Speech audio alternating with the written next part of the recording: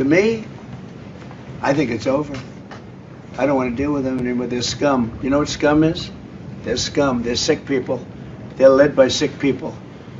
And they're vicious, violent people. Cease fire is over इनके हिसाब से, ट्रम्प के हिसाब से। ये सीज फायर ऐसे नहीं ओवर हुआ है, इसके पीछे की वजह है ये बौखलाहट। आज सुबह एक जो ऑफिशियल स्टेटमेंट आया था IRGC की तरफ से, 2 लाइन का था, उसमें बहुत कुछ छिपा हुआ था सच। ये जो घटनाक्रम हुआ है, उन्होंने कहा था कि जो हमारे शहीद सुप्रीम लीडर का जनाजा निकला है, इस जनाजे को जो पूरी दुनिया जिस तरीके से देख रही है ना, और उससे ईरान को लेकर के, ईरान की यूनिटी को लेकर के जो संदेश जा रहा है, दरअसल अमेरिका उससे डरा, उससे डर गया। और अब तत्काल अब वो ईरान के साथ कंफर्टेबल नहीं फील कर रहा है, अब ओवरशैडो करना चाहता है उस पूरी खबर को। आयतुल्लाह अली खामेनेई के जनाजे की खबर को, जो उसकी क्लिप्स आ रही है और पूरी दुनिया में देखा जा रहा है कि ब्रह्मांड में ऐसा जनाजा तो हुआ नहीं कभी किसी का, तो उसको ओवरशैडो करने के लिए एक नया कुछ खड़ा कर दिया जाए बवंडर दुनिया में। और बवंडर खड़ा करना अमेरिका का काम है, वो तो चुटकियों में करता है, इसमें कोई दो राय नहीं, ये काबिलियत है उसमें। और इस बात में मुझे अब दम क्यों लगा, इराक पहुंचा है जनाजा, अब सरहद पार ईरान से इराक पहुंच चुका है जनाजा खामनेई साहब का। उस जनाजे की एक झलक दिखाता हूं मैं आपको, बहुत छोटी सी क्लिप, एक झलक दिखाइए। ये विजुअल्स जा रहे हैं, ये देखिए, ये एक सिंगल स्पॉट है जहां पर ये विजुअल बना है, ये सिंगल स्पॉट है। और ऐसे ही ये जो आपको दिख रहा है, ऐसे ही 50 किलोमीटर, 100 किलोमीटर, कल्पना करिए जरा, कल्पना। इसके एक फ्रेम में 1 लाख लोग दिख जाते हैं, एक फ्रेम, मतलब ये खाली इतना इसे घुमाया, इतना घुमा दिया, ये अभी ज्यादा हो गया है, हम तो 1 लाख कह रहे थे। अब ये फ्रेम, क्योंकि हम लोगों ने बहुत पॉलिटिकल रैलियां देखी हैं और पॉलिटिकल रैलियों में भीड़ की गिनती बहुत की है, ये इतना बड़ा पंडाल में इतने लोग कैसे आएंगे, इतने आएंगे, इतने नहीं आएंगे। इसकी चौड़ाई देखिए आप सड़क की, और जो एक बार पैन हुआ कैमरा तो आप देखिए, यही एक जगह पर। मुझे ये लगता है निजी तौर पर कि इसने वेस्टर्न वर्ल्ड, और वेस्टर्न वर्ल्ड क्या, जो वेस्टर्न धूर्त वर्ल्ड है, मक्कार वर्ल्ड जो भी है, वो चाहे इजराइल हो, अमेरिका हो, ये विजुअल्स उनके लिए बहुत दुखदाई थे, क्योंकि ये विजुअल्स बहुत सारे देशों को ईरान के साथ खड़ा कर सकते। ये ताकत होती है जब एक जो है एक सामुदायिक चेतना, आप कह लीजिए धार्मिक चेतना, सामुदायिक चेतना, उस सब को करके खड़ा कर सकती है। ये बौखलाहट है। लोग कह रहे हो 3 जहाज पर ड्रोन, उस पर भी आएंगे। आगे चलिए, एक क्लिप और है, वो भी सुनवा देते हैं। Their first set of leaders, we took out their second set of leaders. They want to take out the U.S. leader, me. I'm on every list. I saw a thing this morning. I'm on every single one of their lists. And so far, I guess I've been a little bit lucky, but that maybe doesn't last very long because that's the way it goes. But we have great people. But these are evil, sick people, and we have to rid their cancer. Their cancer. And you know what you do? You got to cut out cancer early. Man, that's the way I feel. ये Iran के लोग दुष्ट हैं, evil हैं, ये cancer हैं, और बहुत जल्दी पहले ही स्टेज में इनकी सर्जरी करनी चाहिए। इसका मतलब आज तक, अब ये देखिए कंट्राडिक्शन कितना होता है, ये बता रहा है कि कैंसर है, पहले स्टेज में सर्जरी करनी होगी, और जो इसका दोस्त है, पता नहीं वो चेला है कि गुरु है, नेतन्याहू, वो सन 99 और 2000 से ही कहता है कि कल परमाणु बम बनने वाला है। तो 26 साल से अगर वो पहले स्टेज में है, उसका मतलब वो सर्जरी अब नहीं कर पाओगे तुम। अब वो हो गया, अमर हो गया है। 26 साल से अगर कैंसर किसी फर्स्ट स्टेज में हो तो व्यक्ति अमर है, फिर उसका कुछ तुम नहीं कर पाओगे। मैं तो इसी साइंस पे कहता हूँ। जब 26 साल से नेतन्याहू सुन रहे हैं इसकी क्लिप, 26 साल पहले भी कहा था अगले हफ्ते इसको परमाणु बम बना लेगा, हमला करना जरूरी है। खैर, अब चलते हैं जरा हेमंत भाई के पास। हेमंत भाई, अब युद्ध तनाव उस पर तो बाद में आएंगे, पहले भारत के हालात, पहले अपना घर देख लिया जाए। मोदी जैसा हम लोग नहीं कर सकते ना कि अपना घर छोड़ करके बाहर जा करके वो पट्टा पहन करके वो गले में डाल करके और कुछ कुछ होता है शाहरुख खान का गाना गावे और देश में तबाही मची हो, वो हम नहीं कर सकते। तो पहले अपने घर में देखेंगे, फिर पड़ोस में जाएंगे देखने, दुनिया में देखने।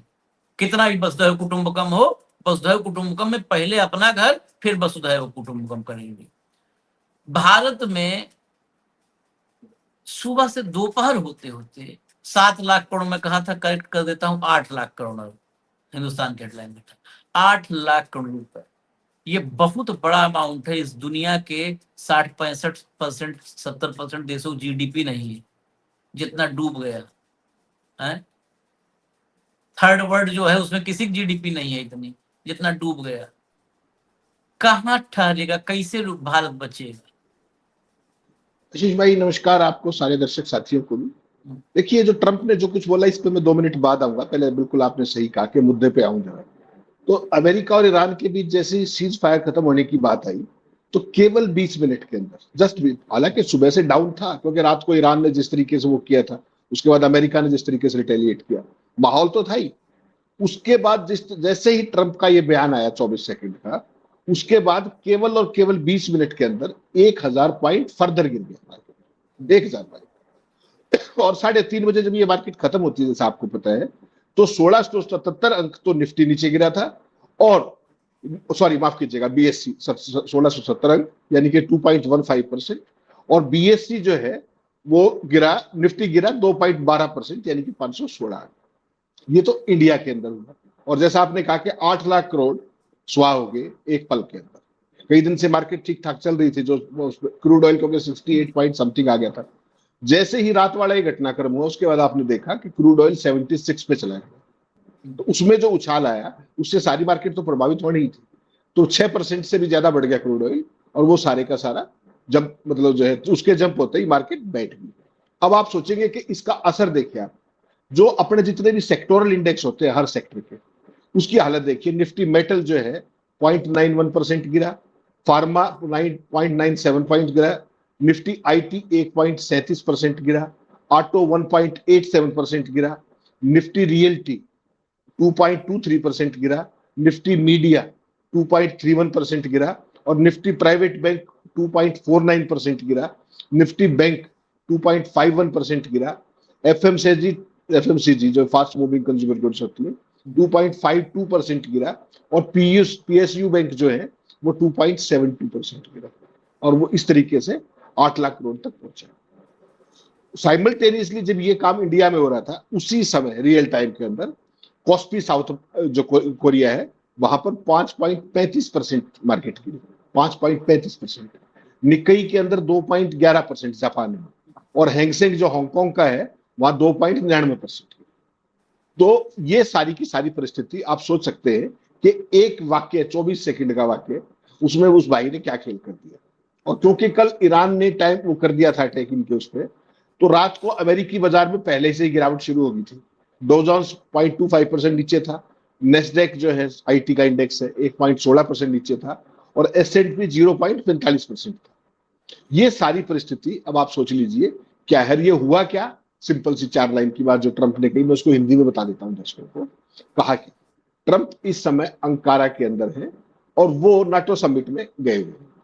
तो प्रेस कॉन्फ्रेंस जब की तो सवाल हमारे वाले की तरह नहीं है ना कि भाषण का वीडियो लगा करके कह दे कि press meet addressing joint press meet, वो तो सवाल जवाब करता है जैसा अभी। तो उसने क्या कहा, कोट, अमेरिका और ईरान के बीच सीज फायर खत्म हो गया है। ईरानी लोगों को कैंसर बताया जिसे खत्म करने की जरूरत है। जब उनसे पूछा गया कि क्या समझौता, मेमोरेंडम ऑफ अंडरस्टैंडिंग जिसकी बात थी, अभी भी लागू है, तो ट्रंप ने जवाब दिया, कोट, मुझे लगता है कि ये खत्म हो गया है, जहां तक मेरी बात है ये खत्म हो चुका है। ट्रंप ने ये बात कब कही, जब उन्होंने ईरानी लोगों के हाथ में एक ऐसे प्ले कार्ड देखे जिसमें उनकी मौत की मांग की जा रही थी। वो हमने 3 दिन पहले शो भी किया था, आपको याद होगा, जो खामनेई का जिस तरीके का वो पूरा शुरुआत हुई थी सारे कार्यक्रम की। कहते हैं, कोट एंड कोट कहते हैं उसको, उसके बारे में, मैं उन सभी की लिस्ट में हूं और अब तक मुझे लगता है कि मैं थोड़ा किस्मत वाला रहा हूं, लेकिन शायद ये किस्मत ज्यादा दिन न चले, हालात ऐसे ही। दो काम कर रहा है, अपना जो उसका भक्त ऑडियंस है उसको अपनी जान का खतरा बता रहा है। हम क्या कहते हैं उसको, सनकी है, मूर्ख है, कुछ नहीं आशीष भाई, वो बहुत बड़ा शातिर है, बहुत बड़ा शातिर हम प्लेयर तो है। बहुत दिन से कहते हैं, बहुत साथी। हाँ, तो इसके बाद उन्होंने और कड़े शब्दों का इस्तेमाल किया और क्या कहा, कोट, लेकिन ये बुरे और बीमार लोग हैं, पूरे ईरान को कह रहा है, और हमें इस कैंसर से छुटकारा पाना होगा, इस कैंसर से, और जानते हैं हमें क्या करना होगा, हमें इस कैंसर की शुरुआती दौर में ही खत्म करना होगा, अनकोट। ये था वो बाइट जो आपने उनको दिखाया। तो आशीष भाई, एक छोटी सी टिप्पणी जो है उसकी भारत जैसे विकासशील देश की अर्थव्यवस्था का क्या गत कर सकती है, वो आपने देख लिया। शेयर बाजार में जो कुछ हुआ उसका सिंपल सा काम है, ये सारी चीजें आपस में कास्केडिंग इफेक्ट होती है। कल रात को ईरान ने अटैक किया 3 जगह, अमेरिका ने रिटेलिएट किया, उसके बाद मार्केट उतनी ज्यादा नहीं गिरी थी। और याद रखिएगा, भूलिएगा मत, आज केवल बुधवार है, 2 दिन यही चलेगा। शुक्रवार को एन मौके पर जब मार्केट लास्ट डे होगा तब ट्रंप फिर कोई खेल कर देगा, हमारी टीम मुलाकात करेगी और उसका हर लगातार पूरा 28 फरवरी से आज तक का पूरा कार्यक्रम देख लीजिए। और बल्कि मैं तो ये कहूंगा, जिस दिन से वो दोबारा सत्ता में आया है 20 फरवरी लास्ट ईयर से, 2025 से, रूस यूक्रेन को लेकर के किस किस तरीके की बयानबाजी की, कैसे मार्केट्स मैनिपुलेट हुई, कैसे फॉरवर्ड ट्रेडिंग हुई, वो सारे के सारे धंधे में, और वो सारी बातें खुद ही बता भी देता है। कल भी एक वीडियो था, आज चूंकि मामला शेयर मार्केट का आ गया तो मैंने आपसे शेयर नहीं किया, सरे आम कह रहा है कि मैंने खूब मुनाफा बटोरा। अब तो अमेरिका का मीडिया तो यहाँ वाला तो है नहीं, उन्होंने तो बता दिया कि ट्रंप ने 2 बिलियन कमा लिए, परिवार ने इतने कमा लिए, हमने तो शो भी किया था उसमें बाकायदा। तो वो खुद ही बता देता है कि मेरे वारे नारे हो रहे हैं, मैं सारा कर रहा हूं, मेरे परिवार को छोटी चीज खरीदने से पहले भी नीतिगत चीजों का पता होता है, खुद बता रहा था कैमरे। पॉलिसी को कुछ भी खरीदते हैं उससे पहले पॉलिसी देख लेते हैं, उनको रियल टाइम पॉलिसी का पता होता है। तो रात को ये जैसे एक अटैक हुआ ईरान से, अमेरिका ने रिटेलिएशन किया, उससे मार्केट उतनी नहीं गिरी जितनी ट्रंप चाह रहा था, तो फिर उसको ये बयान देना पड़ा। और उस बयान का बाद पूरे, बाकी छोड़ दीजिए अमेरिका की, अमेरिका में तो मार्केट अभी खुलेगी शाम को, अभी 9:30 घंटे पीछे होते हैं वो हमसे, वहां तो जो होगा होगा। तो खेल क्या हो रहा है, वो और उसके सारे साथी क्या कर रहे हैं, उसे कोई मतलब नहीं है ईरान से, उसे कोई मतलब नहीं है कैंसर से, उसे 2 मतलब है। नेतन्याहू कहीं उसको ब्लैकमेल करके उसकी कुर्सी ना निपटा दे, एक, और नेतन्याहू के निशाने पर अकेला ट्रंप नहीं, अब मेलानिया भी है। 2 बार पीसी कर चुकी है, आपको ध्यान होगा, जो भी मोनोलॉग करके गई। तो ट्रंप बेसिकली एक तरफ शांति का मसीहा बन के आया था, एक तरफ रात को 80-80, 85-85 हमले करता है। कल तक नोबेल पीस प्राइज मांग रहा था, आज कैंसर का उन्मूलन करने के लिए सर्जन बन गए। तो उसकी किसी बात पे भरोसा रखने की जरूरत नहीं है। अगर मार्केट में आपके फंडामेंटल्स मजबूत हैं तो आपको कोई हिला नहीं सकता। चीन की मार्केट में क्या असर पड़ता है, करते रहो, जाओ तुम कुछ जो करना है। बहुत रेयर केस मिलेगा आपको कि चीन की मार्केट इतनी डिस्टर्ब होती है, बहुत नॉमिनल असर होता है। तो बेसिकली क्या है कि ये सारे का सारा, और क्रूड ऑयल के जो प्राइसेस हैं वो इंटरनेशनल इंपैक्ट करते हैं, वही असर होता है बस वहां पे चाइना पे। तो 6% वो बढ़े भारत के अंदर, आप देख लीजिए। उसके अलावा जितने भी सेक्टर्स हमारे हैं सारे के सारे नेगेटिव में गए, चले गए 1 मिनट के अंदर, और 10 मिनट के अंदर 1000 पॉइंट मार्केट क्रैश करती हुई जाएगी। प्रधानमंत्री जी डंका बजा रहे थे, 7 + 1 8, 6 + 2 8, वो सारा का सारा ज्ञान उन्होंने वहां दे डाला। पूरी दुनिया हैरान है कि वो इतना जबरदस्त गणितज्ञ कैसे प्रधानमंत्री रामनुजन को भी पीछे छोड़ दिया टाइम। तो वो सारी चीज आशीष भाई है। और यहाँ दूसरी तरफ बात ये भी चल रही है कि शायद जो कैबिनेट रिशफल होगा आने वाले दिनों में, उसमें शायद निर्मला सीतारमण की भी छुट्टी कर दी जाए, ऐसी भी बात लगातार चल रही है। वित्त मंत्री की, वित्त राज्य मंत्री की, ये भी लगातार साउथ ब्लॉक के अंदर आज सुबह से उसमें वो ब्रीफ जी। किसी किसी की छुट्टी करो, किसी की पढ़ाई करवाओ, मंत्री कर क्या रहे हैं? निर्मला सीतारमण क्या कर रही थी और जो आएगा वो क्या कर लेगा? ये ऑटो मोड पे देश को ऑटो मोड पे डाल दिया है मोदी जी ने, क्योंकि ऑटो मोड पे ये देश चल सकता है। ऑटो मोड पर मतलब लंबा क्या, कितना लंबा चलेगा तो आप देख ही रहे हैं, और क्या हो रहा है। ऑटो मोड पर चलने के लिए जो सबसे बड़ी ताकत है, ट्रेन में ड्राइवर, आप कार में देखो, एक एग्जांपल मैं देता हूं, कार में स्टीयरिंग पकड़ के बैठना पड़ता है, ठीक है, बिल्कुल स्टीयरिंग पकड़ करके देखना पड़ता है, क्योंकि 4 चक्के होते हैं, 4 पहिए होते हैं। साइकिल और 2 ही होता है, और मोटरसाइकिल और ध्यान से चलाना पड़ता है, थोड़ा सा होता है स्लिप हो जाती है। लेकिन रेल में जो ड्राइवर बैठा होता है ट्रेन में, वो ट्रेन वाला ड्राइवर ऐसे नहीं पकड़ के बैठा होता, स्टीयरिंग ऐसे ऐसे ऐसे ऐसे करने के लिए नहीं बैठा होता है, एकदम बिल्कुल एकदम पकड़े हुए, थोड़ा थोड़ा। कार में तो हल्का हल्का परमानेंट करना पड़ता है ना, नहीं करना पड़ता। क्यों? कार में जो होता है, मोटरसाइकिल में 2 चक्का, कार में 4 चक्का, और रेल में आप गिन डालो होगा 1500 चक्के, मतलब पहिए, 1500 पहिए। तो जब पहिए जितने, जिस गाड़ी में जितना पहिया बढ़ जाएगा, वो ऑटो मोड पर चलना उतना ज्यादा चलने में सक्षम हो जाएगा। तो हमारे देश के पहिया कौन है? हमारे देश के पहिया आप लोग हैं। 143 करोड़ पहिया है। ये 143 करोड़ पहिए की वजह से यहां पर नकारा निकम्मा आदमी भी 12-14 साल काट सकता है, क्योंकि ऑटो मोड पे डाल दिया। वो जो शॉक है, झटके जो लगे हैं, जो तबाही हुई, जो बर्बादी हुई, वो बर्बादी ग्रास रूट लेवल तक एहसास होने लगे, उस तबाही का पता चलने लगे, उस तबाही को लोग भोगने लगे और रोने लगे। ये 143 करोड़ पहिए है ना, मतलब इतनी बड़ी मार्केट है। तो इतनी बड़ी मार्केट की वजह से ये नीचे तक देर से जाता है। ये हम भी कहे मोदी टाइप, हमने कुछ इकोनॉमिक्स का नया फॉर्मूला समझाओ, तो इसलिए मैं समझाया, जो हम लोग सोचते विचारते हैं थोड़ा बहुत, उस हिसाब से। मैं किसी किताब में नहीं लिखा है, मैं पहले बता दे रहा हूँ, आपको खारिज करना है खारिज कर सकते। तो ज्यादा पहिया है, इसलिए ऑटो मोड पर ज्यादा चल।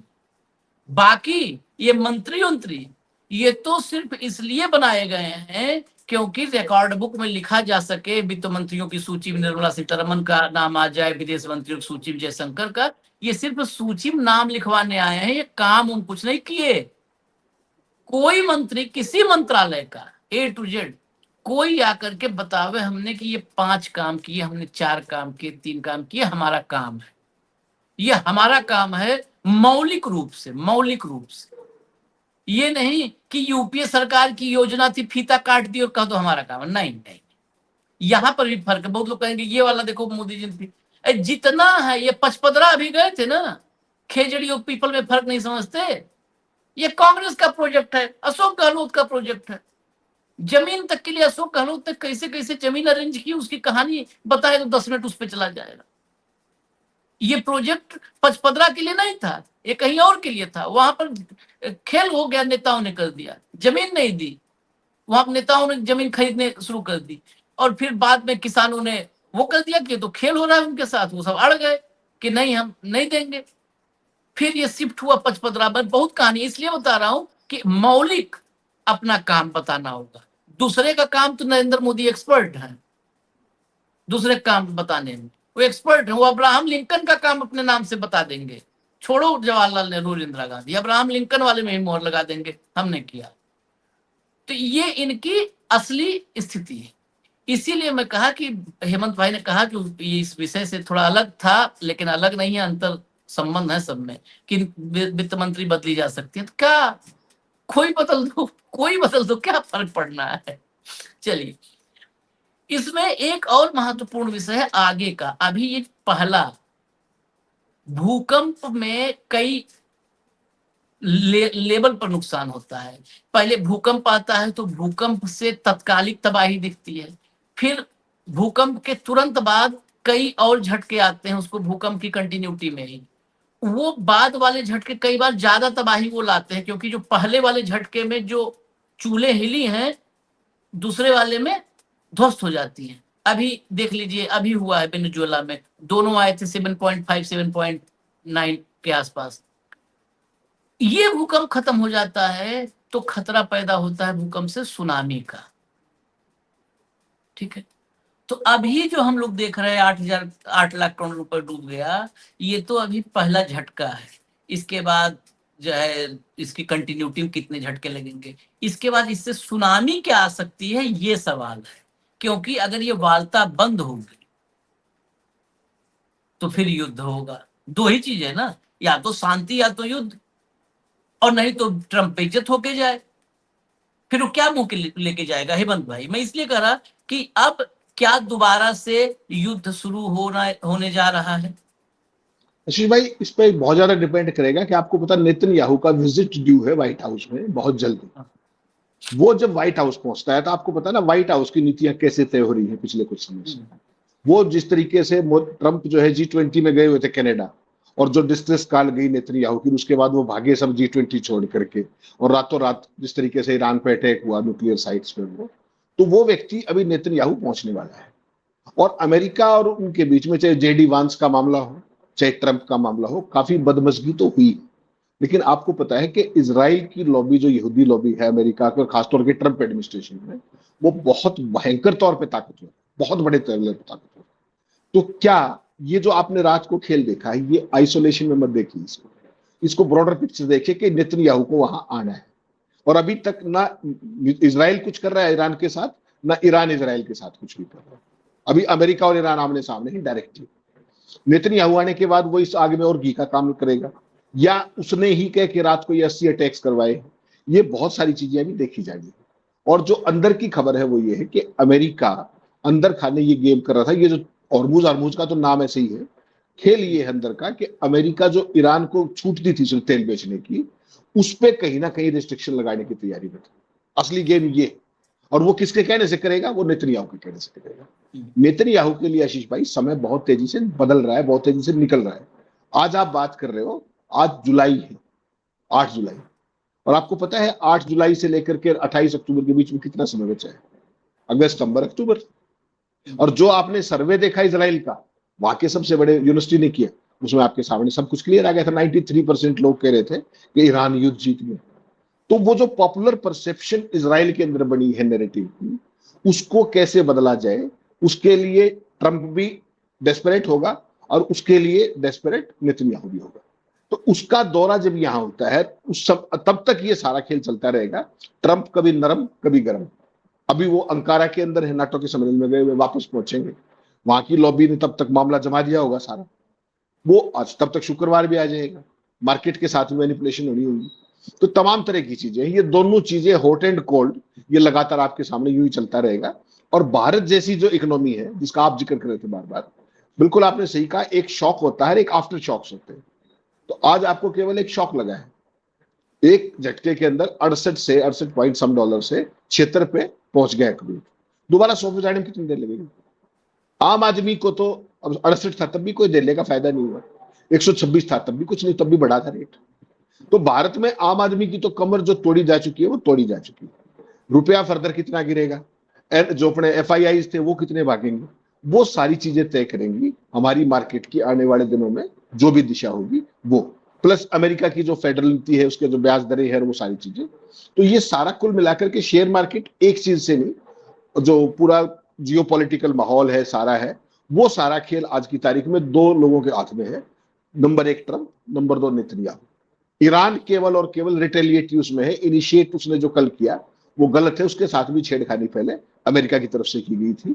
जो फ्री तेल, जो तेल बेचने की परमिशन दी गई थी, उसको कहीं ना कहीं कर्टेल करने की बात थी। ये इंटरनेशनल मीडिया सब जगह कवर भी कर, कर्टन करने के बाद उसको काटने की बात थी। दूसरा, जो 14 सूत्री, जो जिस बेस पर ये बातचीत हो रही है, उस 14 सूत्री एजेंडा में बिल्कुल साफ, जिसको प्राइमरी एक्सेप्टेंस अमेरिका की तरफ से मिला, तभी तो बातचीत आगे बढ़ी। उसमें बिल्कुल क्लियर है कि होर्मुज पर नियंत्रण ईरान का रहेगा। वो टोल भले न ले, लेकिन होर्मुज से आवागमन वो सूचित करके होगा। मतलब एक जैसे होता ना कि गेट पर एंट्री गार्ड करते हैं सोसाइटी में, आप नहीं जाओ तो आपको एंट्री करवानी पड़ेगी। ये जानबूझकर खुराफात, जब आप उसको वो इंडिया थोड़ो है कि कुछ भी कहा तो ही करके वो कर दोगे। उसका गार्ड को गेट पे आप देखिए, अच्छी जहां सिक्योरिटी है गेट पे, गार्ड को आप नहीं नोट करवाइए, देखिए क्या होता है, गार्ड फिर वो कर देते हैं। तो वही बात है, उन्होंने वहां पर किया। और दूसरी बात, बहुत सारे भारत में बहुत सारे लोग कह रहे हैं, मैं कार्यक्रम में बोल चुका हूं, फिर आखिर में कह दें, बहुत सारे लोग कह रहे हैं उसने जहाजों पर हमला किया तो क्यों नहीं ट्रंप सिखाएगा। अरे यही बात कभी अपने वाले बाबूजी को अपने बता दो। है?